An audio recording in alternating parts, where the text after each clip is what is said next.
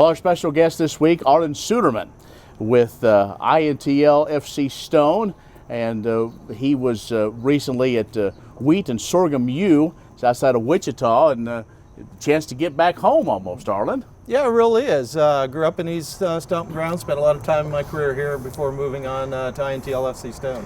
All right, so let's get it. You talked with a bunch of farmers, and it just happened to be the same week as the report that everybody was kind of picking their jaw up on, and I guess give us the 3,000-foot picture.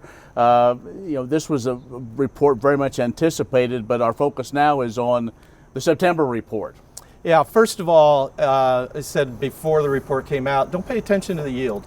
Methodology in September is going to be totally different on the yield anyway. The crops weren't near mature enough to really determine yield. So, we even did our own survey of yield and everything, but my confidence is low in any determination of yield. So just set that aside and chill out. Don't worry about that. So then it comes down to acreage. And we have a lot better data now than what we had June 28th. We may or may not agree with it. But I've been married long enough to know that I was wrong, type of thing, So the data is what it is. It's what the market's going to trade. I think that we'll probably see as we get more certification acres coming in, more overall survey data coming in, we'll see some tweaking of the planted acres. Harvested acreage, I think, will end up coming down. Not near as much as it did in '93, but I think we've got enough parallels and similarities that we will see some drop in harvested acreage. But I think yield will end up being the story before we're all done. Are we playing too much into the, well, everybody says we're going to have an early freeze? Well, right now there are forecasters calling for an early freeze. There are, majority are still leaning toward a warm September, which doesn't prevent a cold front from coming through, but makes the odds much lower. It's coincidentally 93 we had similar maturity crops, and we had a 2 to 3 week early freeze over most parts of the northern half of the Midwest. That doesn't determine we do it this year, but a normal freeze will be a problem.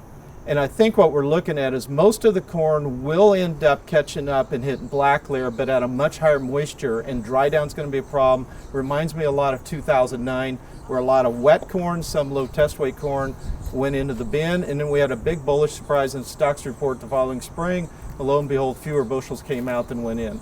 Well, I think that and just the carryover we have right now, getting closer to harvest, is also one that maybe raises a little concern, does it? It's interesting. In 1993 is when we entered that harvest, and the market didn't really know what the size of the crop was till October, and that's when it took off.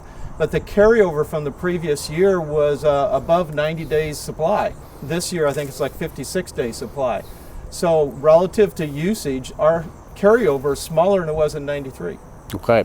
Arlan Suderman with INTLFC Stone is joining us. We'll take a break. We'll be back with more in just a moment.